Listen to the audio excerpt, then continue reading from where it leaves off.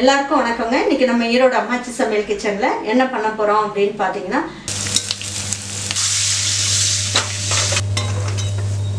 அந்த காலத்துலலாம் நம்ம பாட்டிமார்கள்லாம் நமக்கு செஞ்சு கொடுத்தது ரொம்ப நல்ல டேஸ்டா சூப்பரா இருக்கும். அந்த உப்பு உருண்டையை வந்து எப்படி செய்யலாம்னு பாப்போம் வாங்க.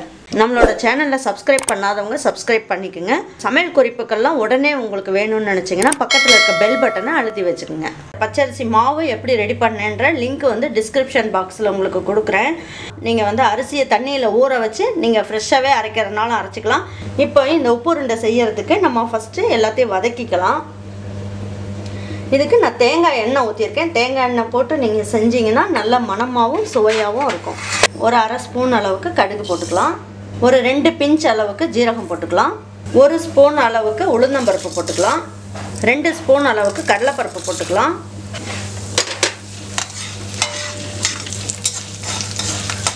ஒரு பிஞ்ச் அளவுக்கு பெருங்காயம் போட்டுக்கலாம். இஞ்சியும் நான் இந்த அளவுக்கு நல்ல பொடியாக கட் பண்ணி எடுத்து வச்சுருக்கேன். இந்த அளவுக்கு போட்டுக்கோங்க. இஞ்சியும் போட்டோம்னா இதுக்குன்னு ஒரு தனி மனம் இருக்கும், அதனால் இதையும் போட்டுக்கலாம். பாருங்க, இந்த அளவுக்கு நல்லா பொரிஞ்சிருச்சு. இப்போ 2 இனுக்கு கருவேப்பிலை போட்டுக்கலாம். ஒரு 10 சின்ன வெங்காயத்தை நல்லா பொடியாக கட் பண்ணி எடுத்து வச்சுருக்கேன், இதையும் போட்டுக்கலாம்.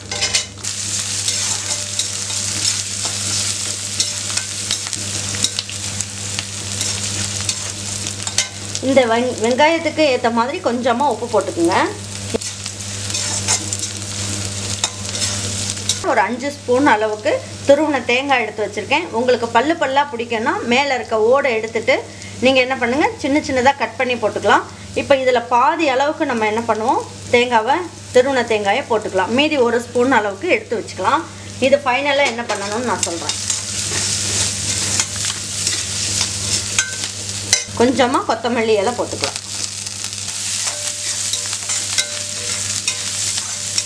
பாருங்க, காரத்துக்குன்னு பார்த்தீங்கன்னா பச்சை மிளகாயை இந்த மாதிரி கட் பண்ணி போட்டுக்கலாம். ஒரே ஒரு காஞ்ச மிளகாயை விதையெல்லாம் எடுத்துட்டேன். இந்த மாதிரி நான் கட் பண்ணி எடுத்து வச்சுருக்கேன். இப்போ இதையும் இதில் போட்டுக்கலாம். போட்டுட்டு இப்போ ஒரு பிரட்டி விட்டுடலாம். இதை என்ன பண்ணுவோம், ஒரு தட்டுக்கு மாற்றிக்கலாம்.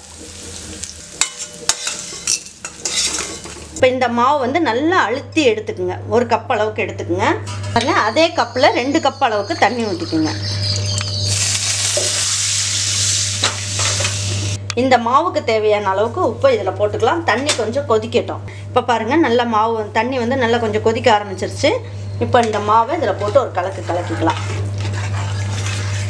கொதிக்க ஆரம்பிச்சிருச்சு. நம்ம மாவு வந்து கெட்டியாக ஆரம்பிச்சிருச்சு. இப்போ நம்ம கரண்டியை வச்சு நல்லா கலக்கி விட்டுக்கலாம்.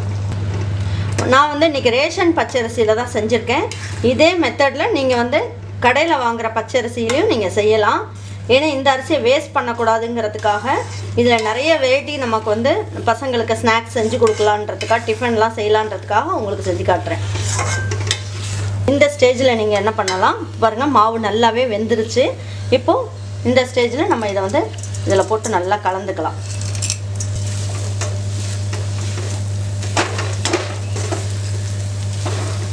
கையில் வந்து தண்ணியை நினச்சிக்கோங்க. நினச்சிட்டு ஒரு உருண்டை எடுத்து இப்படி உருட்டி பாருங்கள்.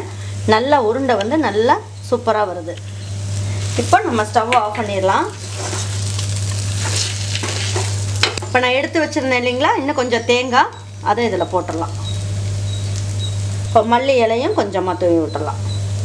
தூவி விட்டுட்டு இது ஆறுனதுக்கப்புறம் உருண்டைகளாக பிடிச்சி வச்சுக்கலாம். உங்களுக்கு எந்த சைஸுக்கு வேணுமோ நீங்கள் அந்த அளவுக்கு உருண்டை பிடிச்சி வச்சுக்கலாம்.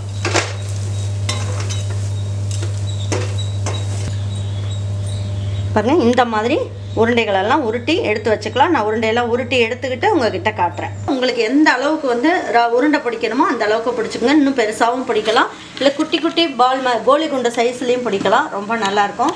இப்போ நம்ம என்ன பண்ணலாம், உருண்டையெல்லாம் பிடிச்சி வச்சுருக்கோம்.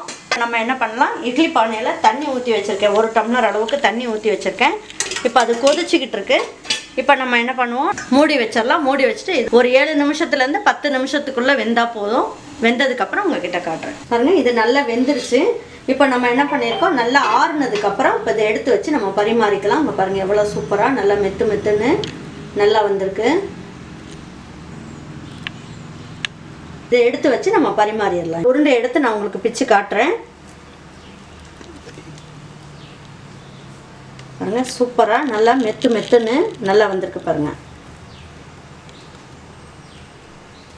இந்த உப்புருண்டைக்கு வந்து நான் மாவெல்லாம் வந்து உங்களுக்கு எப்படி செய்யணும் அப்படிங்கிறத வந்து நான் டிஸ்கிரிப்ஷன் பாக்ஸில் போடுறேன். ஏற்கனவே ஒரு வீடியோ போட்டிருக்கேன்.